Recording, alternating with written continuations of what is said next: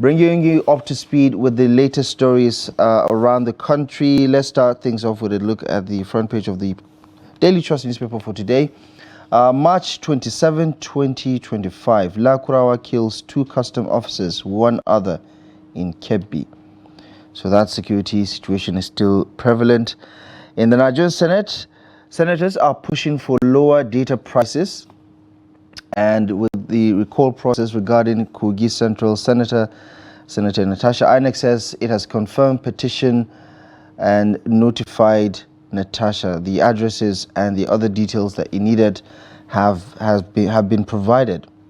On the Constitution Amendment, immunity debate, I beg your pardon, what is good for the president is good for the vice president. You remember that we just talked about the proposals that have been made so far. The National Assembly, through the House of Representatives, has passed for second reading a bill that will require an amendment to the immunity clause, where the vice president, the governors, and the deputy governors will lose their immunity. Only time will tell if this will pass. 112 persons killed in Niger tanker explosion in 3 months. That's a report detailing some of these incidents. CJN raises concern over unethical conduct of lawyers, and Niger's Shiani sworn in for 5-year transition period. Sometimes military officers have a habit of enjoying, civilian rule so much so that they take off their uniforms and they morph into something else. Well, you can follow the latest from Niger Republic on page 6. And Zenith Bank's earnings hit 3.9 trillion naira, records 1.3 trillion naira PBT. Okay. Well, that is it on the front page of the Daily Trust newspaper. Let's take a look at the Punch. Legal profession facing ethical challenges, says CJN, lightly put. Natasha recall, INEC notifies Senate as constituents amend petition. State oppose bill seeking immunity removal for vice president, governors, and deputies. Guess what? I don't think they care much about the vice president, but the next one. The big story on the front page of the Punch newspaper is talking about 91 groups seeking INEC registration as coalition talks gather steam. Electoral body says no application rejected as opposition gears up for challenge ruling party.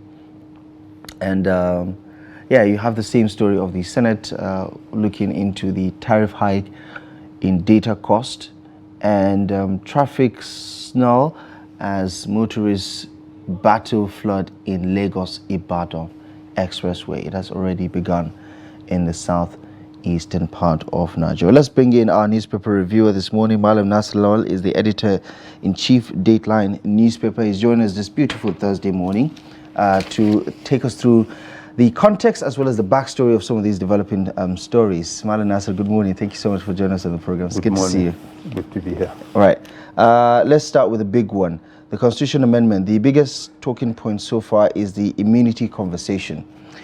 The president is safe, everybody else is game. What do you make of these proposals? Well, I want to believe Rep. Solomon, that's the person that is sponsoring this bill, maybe has good intentions, so to say. But to leave out the president in this matter, honestly, I don't think in the long run, it will be of any help to the country. Because right now, the president, virtually treats his deputy, with all... Deputy doesn't see any action whatsoever. We see them as like they say, spare tires, but, they are only just a breath away from, becoming the president, because anything can happen. The president, may become incapacitated. So many things can happen that the vice president or the deputy governor may get to take over the seat of his, so-called Oga. But to say the president, should maintain his immunity while the vice president, the governors, and their deputies lose theirs, honestly, I don't think it's a good thing to do. And is that even chaos in the making because of how politics usually models up everything? And if governors are not immune to some of these prosecutions, it could destabilize governance. Certainly, because, I think the framers of the constitution actually said because of the distractions and what have you, presidents and elected governors should not have to worry about, going to courts and what have you. And in most instances, these are, mere frivolities. Anyone with, access to lawyers can be able to file a court case against elected officials. But I just remember what happened when Obasanjo was the president, when they started having issues with his then vice president, Atiku Abubakar. Imagine the vice president at that time had no immunity. Only God knows what will have happened.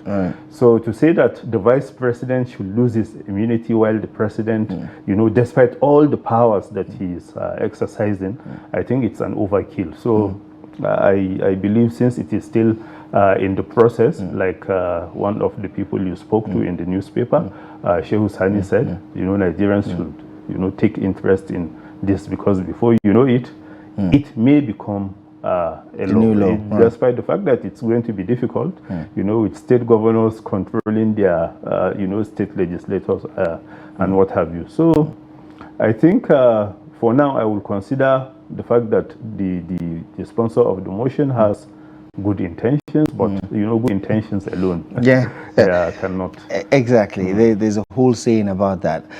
Staying with the constitutional amendments, some of the bills that have passed so far, talk to me about what you think about some of the not necessarily controversial ones, but disruptive ones, like the one-day general election idea for an amendment in our electoral process. They're thinking that, let's have all of the elections on just one day and, everything done and dusted. Good idea? Well, that's actually one of the, proposals that I am very happy about, because, we should be able to do this in one day. Because at most you will be doing like 7 or so elections, the state legislature, the state members of assembly, the governor, the president, senators, and the members of the House of Reps. So we should be able to do it, just one. But, elections in Nigeria, it's the chaos. We still have to use, voters' card to be able to do elections, because our form of identity is still, somehow. But right now, they will tell you that if you decide to do that, we may end up spending more hours than necessary while on the ballot. So, but for me, I think that's the best thing to do, because right now there is this argument that the president will wait, and see the governors that will, help him to become re-elected, and then he will return the favor and all that. So if we're able to do this in one day, governors or presidents will not be able to fight some of the state lawmakers or the legislators that are not in their good books. But if we're able, everybody is, facing his own, carrying his own cross, so nobody will have the time. High stakes, definitely. Everybody is waiting to find out the result on the same day of the election.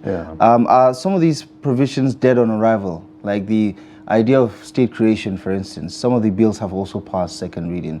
And we know, we're just talking to a lawyer about the processes, and you get a sense that none of the other state assemblies would concur to the idea of carving a portion out to create another state. Well, for me, the biggest problem is the fact that, they will tell you we have things that can sustain us, we have, that we can be viable and all that. Once they are created, they start looking for ways to even pay salaries and what have you. And just like former governor of Kaduna State once said, that's late Abdulkadir Balare Musa, that even if you are to make every local government a state in Nigeria, you will still see some words, coming out to say that, we are big enough, we can also become a state and what have you. So it shouldn't be about the numbers. It should be about the services that, the states are able to render. As far as I'm concerned, if the whole north can become just one state, and then we'll be able to take care of our transportation, our health, our education, and what have you.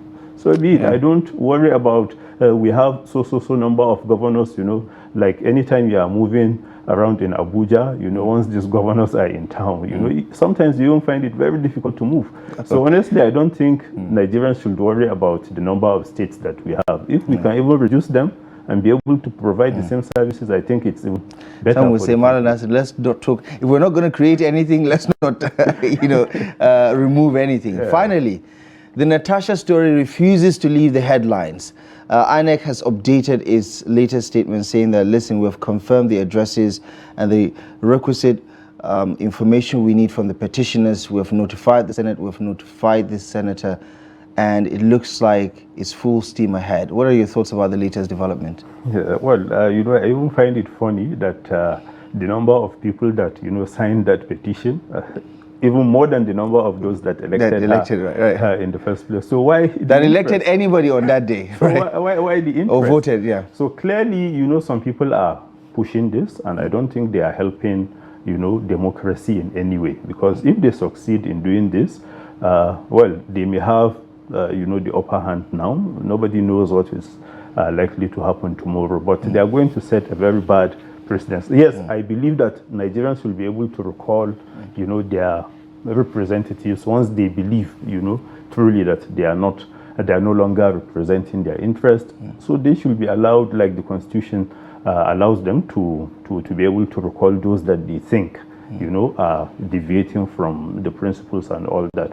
But to say that because, she has come out to make this allegation against the Senate president, and then all of a sudden, we have people lining up to sign petitions. Honestly, I don't think we are helping ourselves in the long run. Let's just say Kogi State is used to that, because Dino Melai survived in 2018. So let's see how far Senator Natasha will go to, maintain her seat in the Red Chamber of the National Assembly. Just a final thought, Niger, Chiani is now a president for the next 5 years. Good development for them? Certainly not, because like you said, this is a trained military man.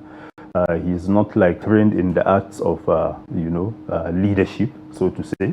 So you find the country doing, what do you even call it? Like you try this one, it works, and you try another one, it fails to work. Secure and calm. So I don't think Niger will be happy in the long run that the person that removed the person they elected as president is now exercising the same powers without their own input in it. Yeah. Well, time will tell whether this is going to be a transition period or just more of the same for Niger Republic. But obviously, a keen interest for Nigerians to keep tabs on that development. Man Nasir, thank you very much, as always, for providing us with the insight on some of these stories. Thank you so much for joining us this morning. Thank you for having me. Okay. That is our show for you today. Thank you most kindly for joining us. Don't forget to be a part of tomorrow's episode. We'll be back live at 8 a.m. For now, good morning.